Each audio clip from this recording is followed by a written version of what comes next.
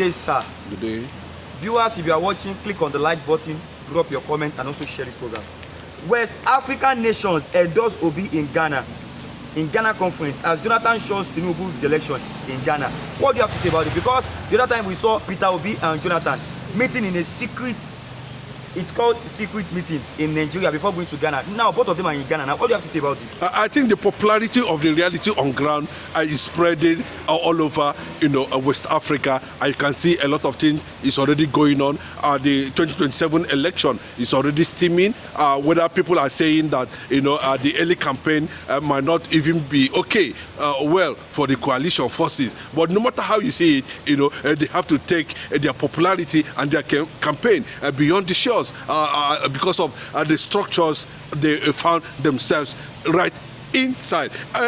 We can see that massive rejection of Bola Ahmed Tinubu re-election has taken another dimension.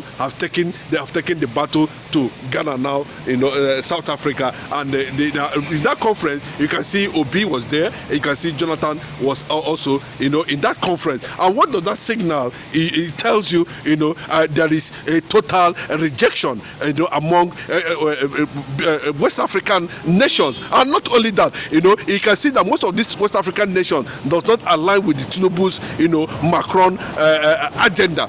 I can tell you, we saw what happened why they decided to pull out from ECOWAS and form their own Sahel confederate states or union or whatever, just to protect their interests. Unfortunately, Bola Ahmed Tinubu has not been able to bring those people back to ECOWAS, which I am personally in support of that. What is it that we are benefiting from ECOWAS, that we continue to be part of that bloc? ECOWAS is a total disappointment. AU is a total disappointment because these are the blocs that continue to mortgage the African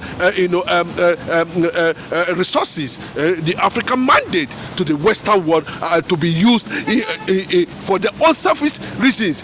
And now you are seeing these nations inviting prominent individuals. You can see they came out boldly and make it very clearly they are going for Obi and they are backing Obi presidency. And a lot of people are wondering if they are mentioning Obi, then what happens to Jonathan.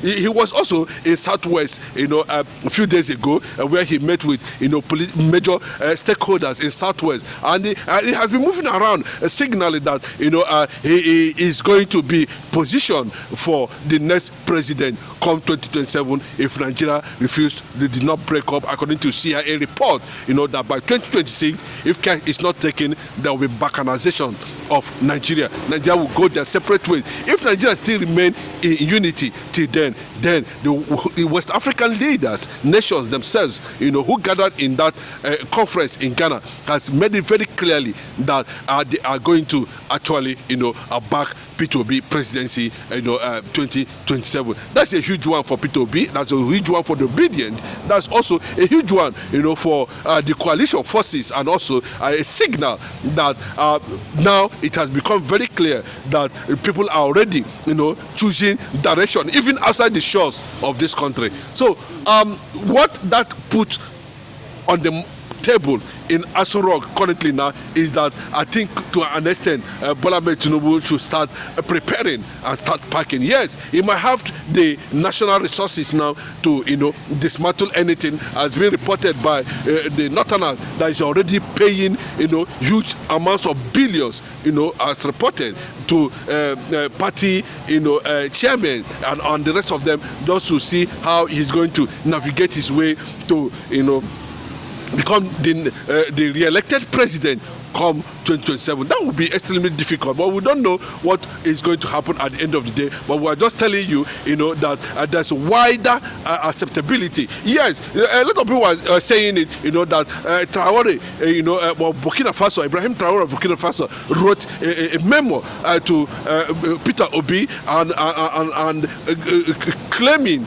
or taking a decision that he is the one, they are looking for, to put a kind of a transformation that will bring, Africa to, global limelight, in terms of, Africa being independent, and to kind of show a kind of policy where a situation where, Africa will begin to define and find their roots, without Western interference, just like what we are seeing in Burkina Faso today. So I don't know how Bola Ahmed Tinubu is going to survive 2027 with the organic support we are seeing in this. And from what happened in that Ghana conference where Jonathan was also present, it looks like Jonathan is going to support Obi 2027. Yes, because we have seen Obasanjo making a categorical statement. You can see it in that video that without Obi, nobody is going to occupy 2027. The Northerners are saying the same thing. Everybody is saying the same thing. Obi is just the next phase of 2027 presidential election, and Bola Ahmed Tinubu might have seen that angle, and that is why he is bent on attacking anything that has to come from that region, including how he is manipulating the health of Mazi Nnamdi Kanu. Yes, that is the fact, and that's what it looks like. A lot of people might not know what is actually playing out behind the scene, but it looks like Nigerians are hoping and comfortable that if all things go well, then we are in for another transformation and leadership in Obi come 2027.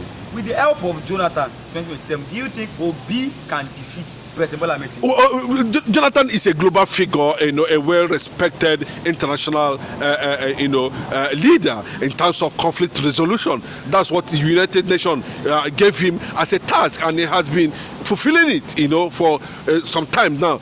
Jonathan, to so many people, it means a lot of things, but to those who understand what Jonathan Jonathan still remain a formidable force in terms of joining forces with other powerful Nigerians to save Nigeria from degenerating into economic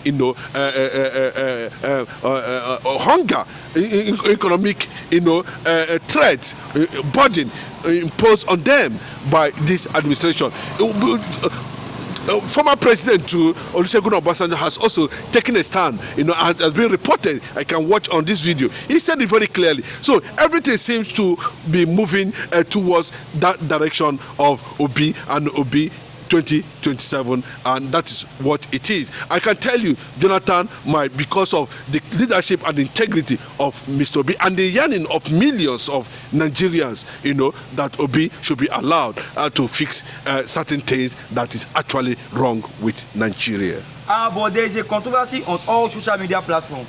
That why hasn't Peter Obi declared the party he will contest on that? Yes, I think it's a well-calculated strategy, to keep the ruling party APC, guessing over what is actually the plan of the opposition. They don't want to disclose that. So as it appears, that will come towards the end of the reality of 2027, when the real campaign will start, when INEC will come up with timetable, on what then the campaign proper will start. And also take note that a lot of things are already been in the pipeline now and sorted out. A lot of logistics modalities are being worked out. Realignment and agreement is going on. So Obi cannot come out now and say, okay, this is where actually he stands, until the people who are championing his presidential cause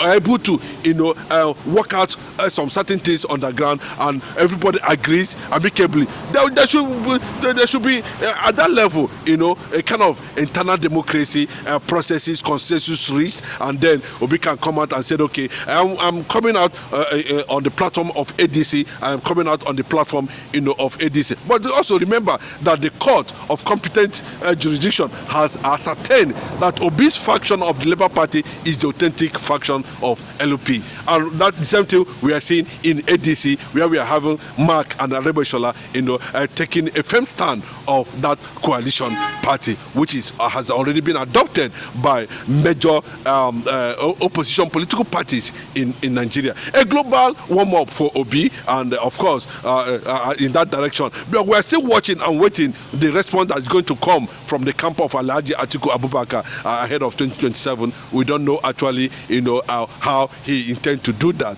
But I can tell you that Atiku, in his wisdom and knowledge and respect and selfless service to humanity, might decide to jettison his presidential ambition and back the next president of Nigeria, okay. Peter Obi. Let me close with you. The viewers, if you are watching, click on the like button, drop your comment, and also share this program. Do you think Peter Obi will be a betrayer if he leaves Labour Party, or politics doesn't require loyalty? No, politics actually requires loyalty and commitment. Those are the fabrics that keeps a politician running, and of course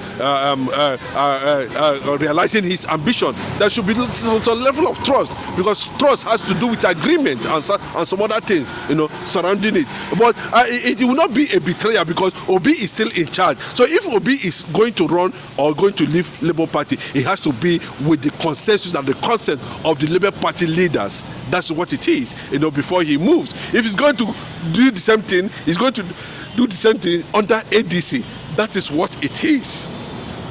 And I can tell you that is not betrayal, but Obi, in pursuit of his ambition, handed over to him. It's not Obi that is running. Nigerians themselves, the obedient movement, the youth of this country, who are yearning for a good governance, are the one pushing Obi to wherever he's going to go and contest 2027 election. Viewers, if you are still watching, click on the like button. If you have not done so, drop your comment and also share this program. God bless you and have a nice day. Thank you.